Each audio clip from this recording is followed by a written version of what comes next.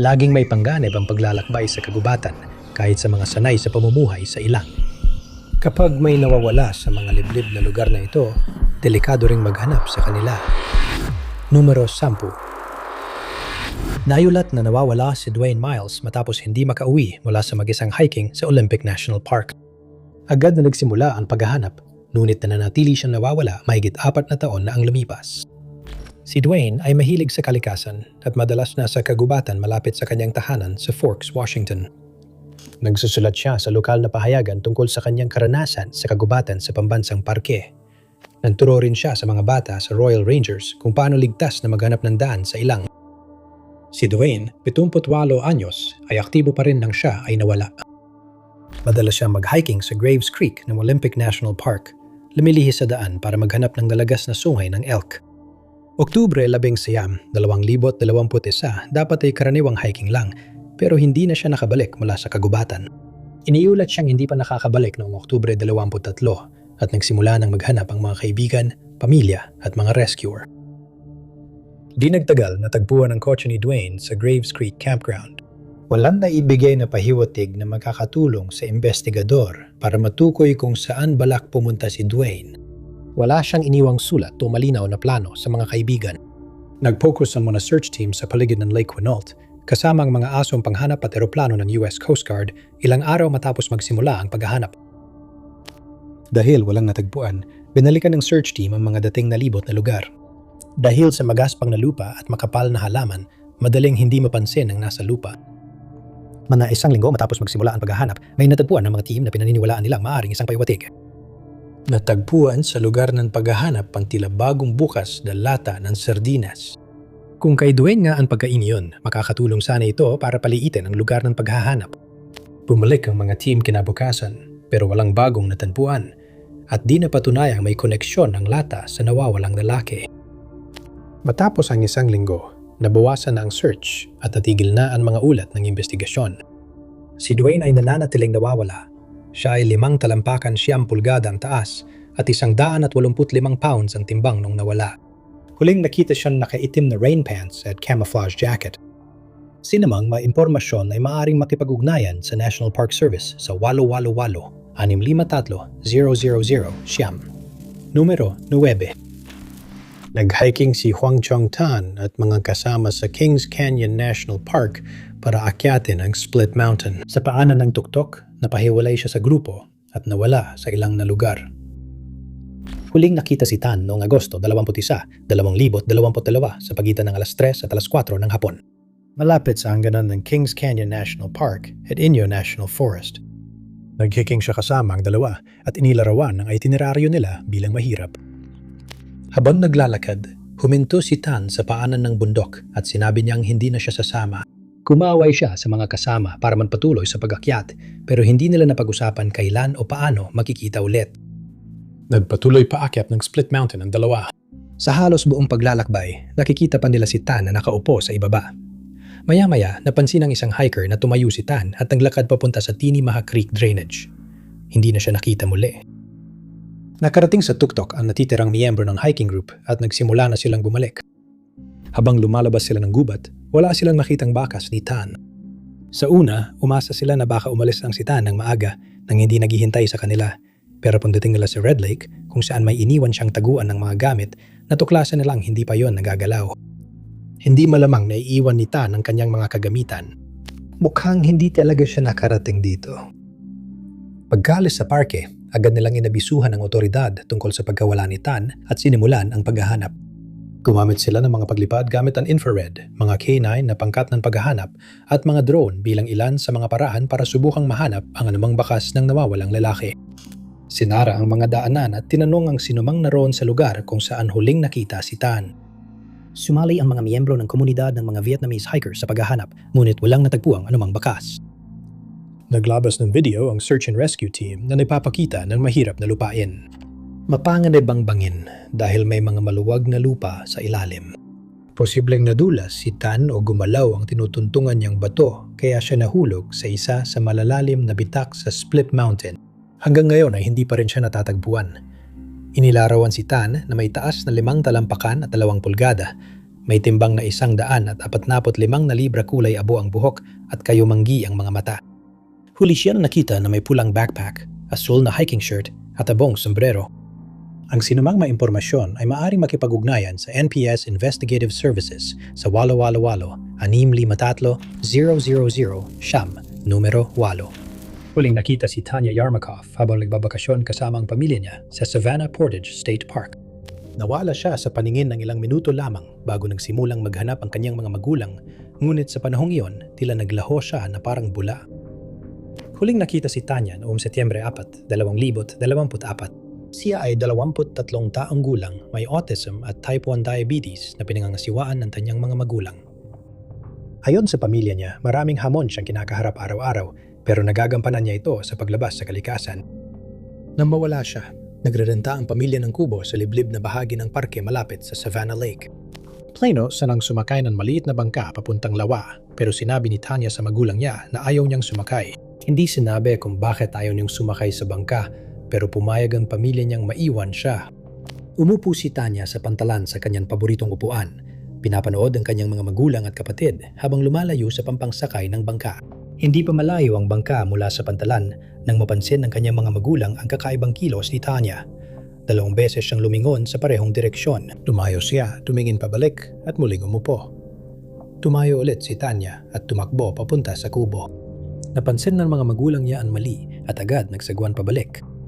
Ilang minuto lang ang lumipas pero nawala na agad si Tanya.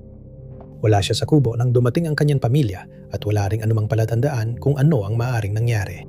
Sumakay sila sa sasakyan para hanapin sa mga kalsadang papasok sa parke bago tumawag ng pulis. Agad nagsimula ang paghahanap gamit ang drone at underwater search equipment para tuklasin ang misteryo. Kinuhanan ng drone footage para sa computer analysis, hinahanap ang matingkad na tie-dye na kamiseta na suot ni Tanya nung mawala siya. Lahat ng bumisita sa parke ay kinontak at sinuri ang CCTV footage mula sa nag-iisang daan na maaring daanan ng sasakyan, papasok at palabas ng parke. Ayon sa pulisya, wala silang nakikitang ibang dahilan sa pagkawala kundi ito ay simpleng kaso ng nawawalang tao. Nawawala pa rin si Tanya at dahil sa kanyang medical na kondisyon, mababa ang tsansa niya mabuhay.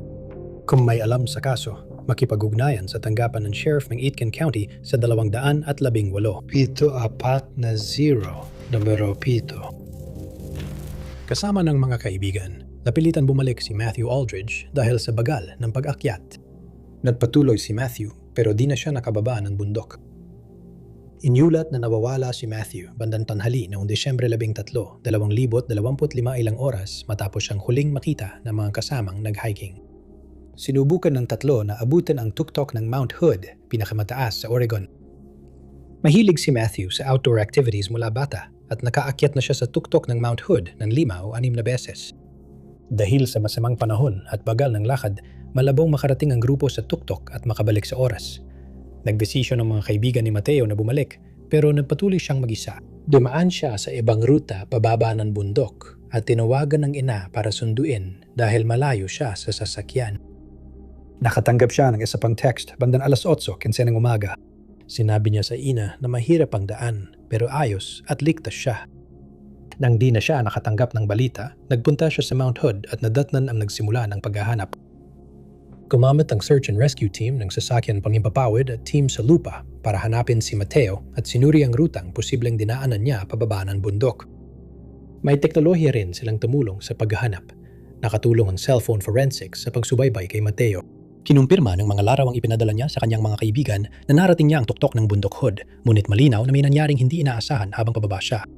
Ipinahiwatig ng cellphone forensics na malamang na nahulog si Mateo sa isang lugar malapit sa Pea Gravel Ridge na nasa taas na mahigit 8,000 at 400 talampakan.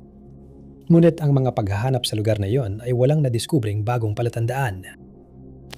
Itinigil ang paghahanap dahil madilim at delikado pero ipinagpatuloy sa mga sumunod na araw. Hindi sila nakakita ng kahit ano kaya umalis ang grupo sa bundok na walang nakuha.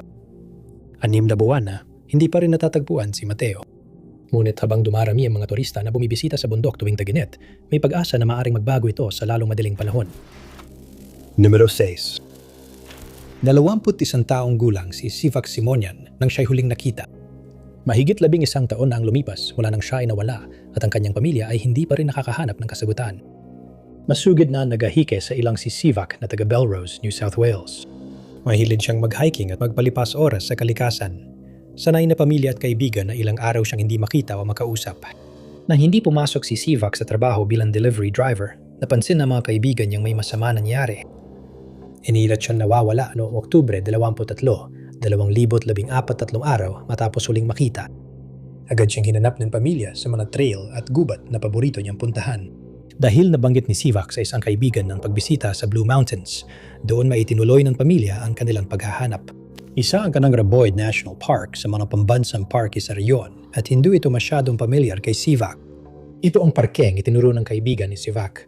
Naglakbay sila sa 27 kilometrong kalsadang lupa at doon nakita ang inabandonang sasakyan ni Sivak. Maiwan pa rin sa loob ang ilang gamit ni Sivak tulad ng tinatawag niyang snake boots. Sabi ng pamilya niya, hindi normal na mag-hike si Sivak sa ilang nan hindi kasama ang pamilya niya. Muling nakatutok ngayon ang paghahanap sa lugar ng kanyang sasakyan.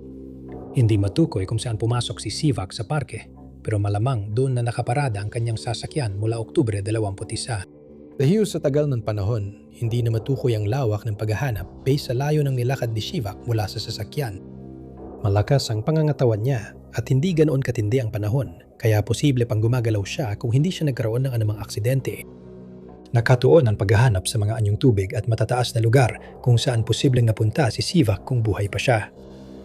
Gumamit sila ng helicopter para magmasid mula sa himpapawid, ngunit pinahirap ng makapal na gubat ang paghahanap.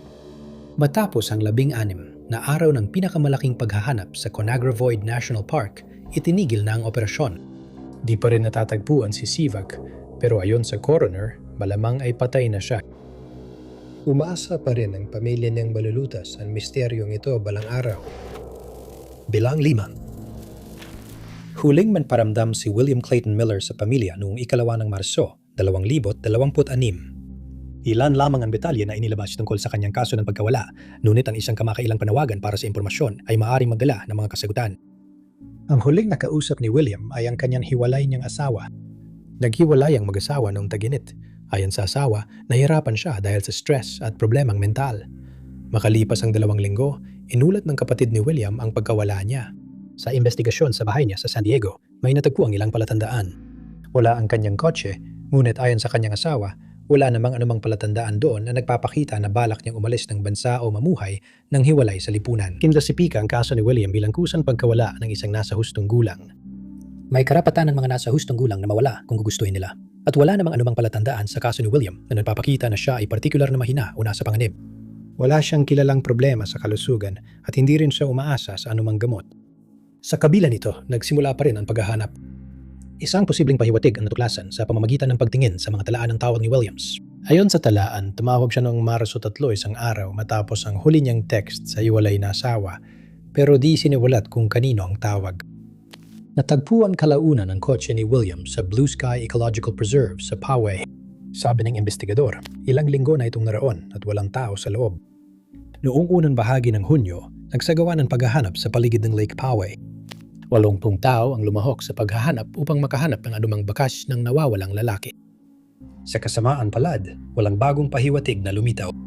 Nawawala pa rin si William at humihingi ulit ng impormasyon ng pulisya matapos mabigong mahanap siya. Si William ay inalalarawan bilang isang puting lalaki na may kayumangging mga mata at kulay abong o puting manipis na buhok. Siya ay 6 na talampakan ng taas at may timbang na 210 libra.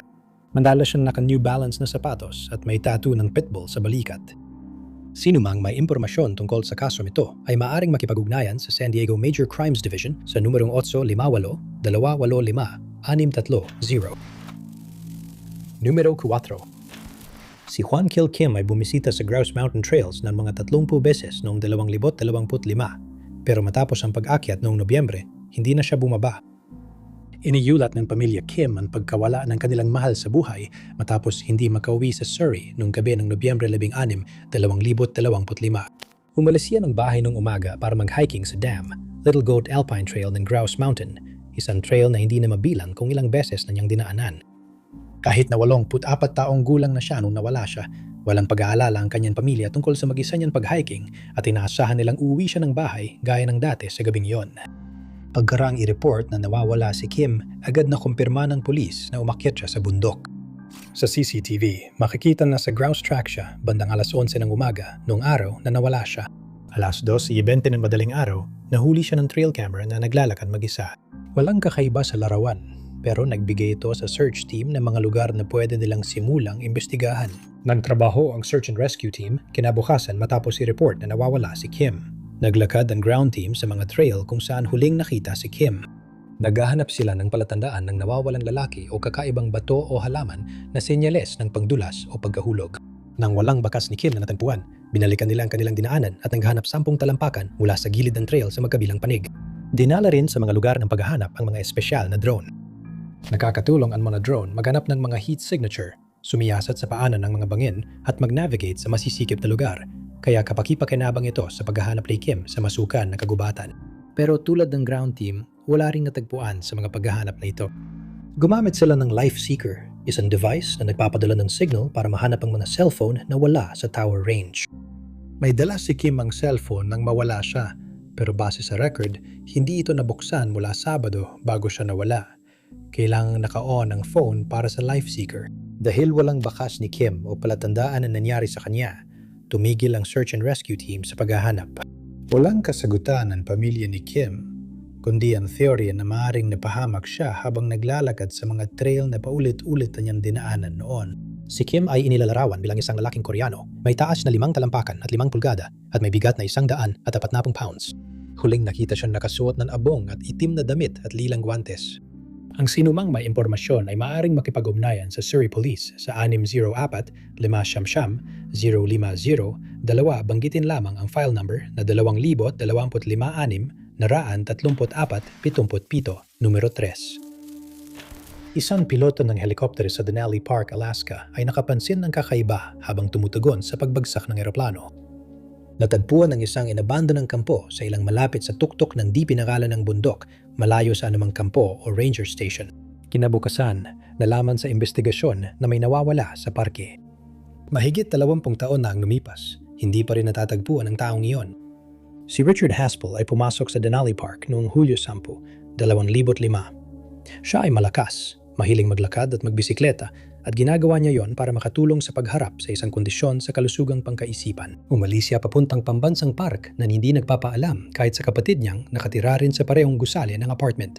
Sabi ng tauhan ng parke, nilagay ni Richard sa registration form na aalis siya bago sa Hulyo 18. Hindi kailangan magpaalam ang mga bisita sa staff pag-alis, kaya walang nakapansin na naiwan si Richard. Sa unang bahagi ng Agosto lang nakita ang kanyang kampo at napansin ng iba na may kakaiba. Inimbestigahan ng mga tauhan ng parke ang lugar at natuklasan na iwan lahat ng gamit ni Richard. Kasama rito ang kanyang lalagyan ng pagkain na hindi mabubuksan ng oso na may laman pang pagkain sa loob at isang diary. Huling entry sa diary ay Hulyo 17, isang araw bago siya inaasahang umalis sa park. Sinimulan ng paghahanap at ipinaalam sa pamilya ni Richard ang pagkawala niya. Huli siyang nakausap ng kapatid noong Hulyo 4, isang linggo bago siya pumunta sa parke. Tahimik si Richard at sanay na hindi sila madalas mag-usap ng kapatid niya, kaya hindi niya agad napansin ang pagkawala nito. Nang malaman niya kung saan nawala si Richard, nag-alala siya. Nag-alala siya na baka nagka-paranoid episode si Richard kaya siya lumayo sa lipunan. Ang apartment ni Richard ay malinis at maayos, pero halatang walang tao roon ng ilang linggo. Sa paghahanap sa park, may nahanap na gamit tulad ng disposable camera at bakas ng bota na posibleng may tao. Ngunit walang katiyakang konektado ito kay Richard. Matapos ang ilang araw ng paghahanap, kinailangan bawasan ang operasyon sa paghahanap. Susunod na pokus ang paghahanap sa mga kubo sa loob at paligid ng park, umaasang doon siya sumilong. Sa kasamaang palad, wala pa ring bakas na natagpuan tungkol sa kanya. Si Richard ay nananatiling nawawala. Inilarawan siyang 6 na talampakan ng taas at 175 libra ang timbang. Sinumang may impormasyon ay maaring makipag-ugnayan sa National Park Service sa Siam 07-613-555. Pangalawa, bihira lang sa mga nawawala ang agad makabigay ng babala sa pamilya, gaya ni Tom Doherty na isang nawawalang hiker. Sa kasamaang palad, hindi nito nagawang maiuwi siya ng kanyang mga mahal sa buhay. Naglahon ng walang bakas si Tom Doherty, isang 67 anyos na Briton na nag-hiking sa French Pyrenees noong Agosto 6, 2024. Ayon sa pamilya, mahilig maglakad si Tom, kaya hindi sila nag-alala nang mag-isa siyang nag-camping at hiking sa bundok. Nakikipag-ugnayan siya sa kanyang pamilya sa pamamagitan ng WhatsApp, nagpapadala ng mga larawan at balita mula sa kanyang biyahe. Sanay si Tom na magmaneho sa isang lugar, maglakad ng ilang oras, at tumalik sa sasakyan malapit sa kampo niya. Pero noong ika-6 ng Agosto, nakatanggap sila ng kakaibang mensahe. Ang huling larawang natanggap nila ay nagpapakita ng mga ulap na parang hamog na gumugulong sa ibabaw ng bundok. Hinimok siya ng kanyang pamilya na mag-ingat, nag-aalala na baka mapahamak siya dahil sa mahirap na lagay ng panahon. Makalipas ang ilang oras, nag-text siya, "Tulong, natumba ako at hindi makagalaw." Tinawagan agad ng pamilya nila para alamin ang nangyari pero hindi sila makakonekta. Hindi sumasagot si Tom sa alinman sa kanilang mga mensahe at hindi na muling ginamit ang kanyang telepono. Hindi nagtagal ay naalerto ang mga otoridad sa UK at sila naman ay nagbigay alam sa pulisya sa Pransya. Agad nagsimula ang paghahanap at ang mga larawan nito ang naging pinakamagandang palatandaan upang subukang matunton ang kanyang mga galaw. Ibinahagi online at sa forums ng Mountaineers ang mga larawan ng biyahe. Ang huling larawan niya ay mula sa Aitan Ducant, pero may iba pang larawan na ibinahagi para matukoy kung saan direksyon siya posibleng tumungo. Mabilis na tagpuan ng pulisya ang sasakyan niya malapit sa Caldes Company at nagdala ng mga asong panunton sa lugar para hanapin ang nawawalang hiker. Sinundan nila ang isang landas sandali, ngunit hindi sila nakakita ng anumang bakas niya. Gumamit din sila ng helicopter at drone bukod sa aso, pero dahil sa masamang panahon sa bundok, nahirapan silang makakita ng malayo. Mas malaki ang tsansa ng mga search and rescue team sa lupa na makahanap ng anumang palatandaan, ngunit wala rin silang natagpuang anumang bakas. Matapos ang 5 araw, itinigil ang opisyal na paghahanap pero nagpatuloy ang mga volunteer search groups. Noong Oktubre, iniulat na may ilang lokal na grupo na regular na tumutulong maghanap ng sagot para sa pamilya Doherty. May ginagamit na WhatsApp group at regular itong ina-update kapag may bagong pahiwatig na kailangang sundan. Sa kasamaang palad, matagal nang walang update. Sa puntong ito, halos 2 taon nang nawawala si Tomas. Numero 1. Nawala si Monica Reza sa Angeles National Forest habang nag-hiking kasama ang mga kaibigan sa misteryosong mga pangyayari. Kaunti lang ang ebidensyang nagpapaliwanag sa kanyang pagkawala na naging sentro ng pambansang atensyon noong unang bahagi ng 2026. Si Monica ay matagumpay na siyentipiko ng materyales na konektado sa NASA Jet Propulsion Laboratory. Nilikha niya ang Mondaloy, isang natatanging super alloy para sa rocket engines. Dahil sa trabaho niya, nakipag-ugnayan siya sa Air Force na tumulong sa pagpapalawak ng produksyon at pag-aaral ng iba't ibang proseso. Nang mawala si Monica noong Hunyo 2025, direktor pa rin siya ng materials processing sa NASA Jet Propulsion Laboratory at pansamantalang lumiban sa trabaho para tumulong mag-alaga ng kamag-anak. Sa panahong iyon, mas nagtuon siya sa yoga, isang bagay na matagal na niyang kinahihiligan. Kasama siya sa isang yoga group at nagkaroon ng malalapit na kaibigan sa iba pang miyembro ng grupo. Noong Hunyo 22, 2025, nag-hiking si Monica kasama ang 2 miyembro ng grupo. Huling namataan si Monica na naglalakad sa Angeles Crest Highway bandang alas 9:10 ng umaga. Layunin ng hiking ang marating ang tuktok ng Mount Waterman. Ayon sa mga kasama niyang nag-hiking, isa sa mga kasama niya ang nagdesisyong tumigil dahil masyadong mahirap ang pag-aakyat. Nagpatuloy sina Monica at ang kanyang mga kasama papunta sa tuktok kung saan kumuha sila ng mga larawan. Sa isa sa mga larawan, makikita si Monica na nakataas sa isang karatula at nakaniti sa kamera. Pagkatapos, nagsimulang bumaba ng bundok ang 2 hiker. Pinagtatalunan pa ang tunay na nangyari sa pagbaba nila. May ilang ulat na nagsasabing sila ay tumatakbo o nagjo-jogging, ngunit tinututulan ito ng pamilya ni Monica. Sigurado silang maingat si Monica at hindi siya mansasapalaran ng ganoon. Nauna ang kasama ni Monica pero tinatawag niya si Monica mula sa unahan habang papunta sila sa paanan ng bundok. Sa isang punto, huminto si Monica sa pagsagot. Nang lumingon ang kanyang kasama, wala na si Monica sa paningin. Bumaba ang kasama niya mula bundok at agad sinabihan ng otoridad tungkol sa pagkawala ni Monica. Gumamit ng mga drone, kasiyang units at magkakatuwang na paghalugom sa lugar, ngunit kakaunti lang natagpuang mga palatandaan. Sa isang pagkakataon, nakakuha ng amoy ang mga tracking dog at sinundan ito papunta sa isang liblib na lugar kung saan nakakita ang mga search team ng Bini, ngunit nawala rin ang amoy. Nawala at wala ng ibang palatandaan na natagpuan. Inalis ng otoridad ang posibleng pag-atake ng hayop dahil walang napansing punit na damit, ngunit wala ring ibang paliwanag sa pagkawala. May ilang teorista na inuugnay ang pagkawala ni Monica sa pagkawala ng ibang mga siyentipikong naglaho sa mga nakaraang taon, pero walang ebidensya na konektado ang kanyang kaso. Ang sino mang may impormasyon tungkol sa kaso nito ay maaaring makipag-ugnayan sa Missing Persons Unit ng LASD sa 300-23-800-5500.